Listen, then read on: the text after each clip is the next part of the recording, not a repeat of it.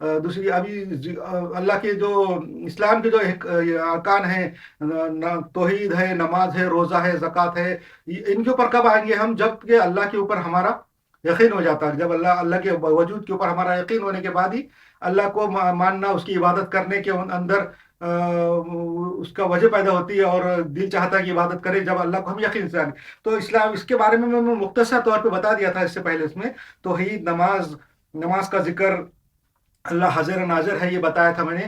اور ایک بات دھیان میں رکھنا چاہیے کہ ہم لوگ جتنے بھی ہیں، جو بھی ہے، جو جس بھی کنڈیشن میں ہے، ہم کو جو ہے اللہ کی عبادت کرنا چاہیے جب اللہ کا اوپر یقین آ جائے۔ اللہ کے ہم نے سب کائنات دیکھ کے لاجک سے معلوم کر لیا کہ اللہ ایک ہے، اور جب اس کا وجود کا یقین ہو گیا، اس کے ایگزسٹنس کے بارے میں ہم پکا یقین ہو گیا، تو ہم کو اللہ کو ماننا چاہیے اور اس کی عبادت کرنا چاہیے۔ اور عبادت کیوں کرنا چاہیے؟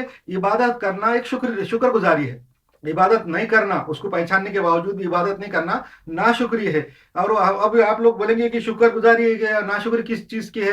ہمارے حالات تو ایسے نہیں ہیں، ہم کو یہ نہیں دیا، اللہ تعالیٰ نے ہم کو وہ نہیں دیا، ہم یہ مصیبت میں ہیں، یہ پریشانی میں ہیں۔ شکر گزاری کسی کرنا چاہیے؟ دیکھو، شکر گزاری یہ کرنا چاہیے کہ ہمارا امتحان ہے، جو بھی ہے ہمارا امتحان ہے۔ ہمارے پاس جب امتحان کا پرچہ آ جاتا، ایگزام کا پیپر آ جاتا، تو جب ہم اس کے اوپر جھنجھلاتے نہیں، چڑھتے نہیں کہ یہ پیپر ایسا آ گیا اور ایسا خراب ہے، یہ اتنی مشکل ہے، اس ٹائم پہ اگر آپ چڑ جائیں گے، جھنجلا جائیں گے، تو آپ امتحان میں ناکام ہو جائیں گے۔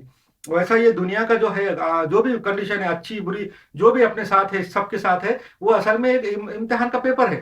اس پیپر کو اگر اچھی طریقے سے آپ سالو کریں گے تو پاس ہو جائیں گے۔ اور دوسری بات یہ کہ ہم کو ہمیشہ اپنے سے کمتر کی طرف دیکھنا چاہیے، اپنے سے اعلیٰ کی طرف، اپنے سے برتر کی طرف نہیں دیکھنا چاہیے۔ جب ہم اپنے سے برتر کی طرف دیکھیں گے، اپنے سے بڑے کی طرف دیکھیں گے، اپنے سے زیادہ پیسے والے دولت مند کی طرف دیکھیں گے، اپنے سے زیادہ ریسورسز رکھنے والے کی طرف دیکھیں گے، تو ناشکری پیدا ہوگی کہ ہمارے تو حالات اتنے خراب ہیں، ہم کو تو یہ کنڈیشن نہیں ہے، میسر نہیں ہے، ہمارے پاس تو یہ غربت ہے اور فلاں ہے، اور وہ فلاں کو دیکھو، ان کو دیکھو، ان کو دیکھو، فلاں قوم کو دیکھو۔ اگر ایسا کریں گے تو اس میں اپنے دل میں جو ہے ناشکری پیدا ہو۔ کبھی بھی اپنے سے کمتر کی طرف دیکھنا چاہیے۔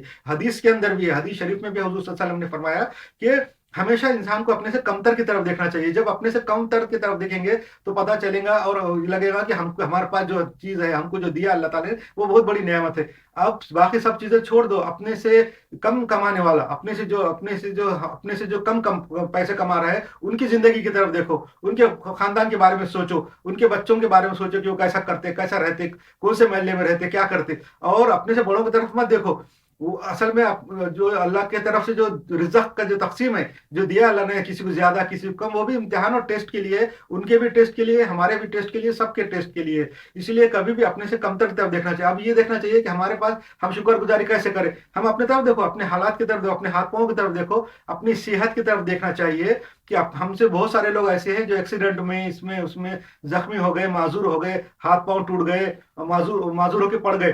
حالانکہ اچھے سے دماغ ہے، صحت ہے، سب تھی، مگر ایکسیڈنٹ ہو کے ہاتھ پاؤں ٹوٹ کے پڑ گئے، معذور ہو گئے، کچھ نہیں کر سکتے۔ بہت سارے پیدائشی طور پہ معذور رہتے، لنگڑے ہیں، اندھے ہیں اور لولے ہیں، دماغی طور سے آؤٹ ہے، ایسے ہے کیا؟ اگر ہم میں یہ چیزیں نہیں ہیں تو اللہ کا شکر ادا کرنا چاہیے، اور جب کہ ہم اللہ کو پہچان لیے لاجک سے، تو پھر اللہ کی عبادت کرنا چاہیے، اور جب اللہ کو پہچان لینے کے بعد ہی عبادت میں جو ہے مزہ پیدا ہوتا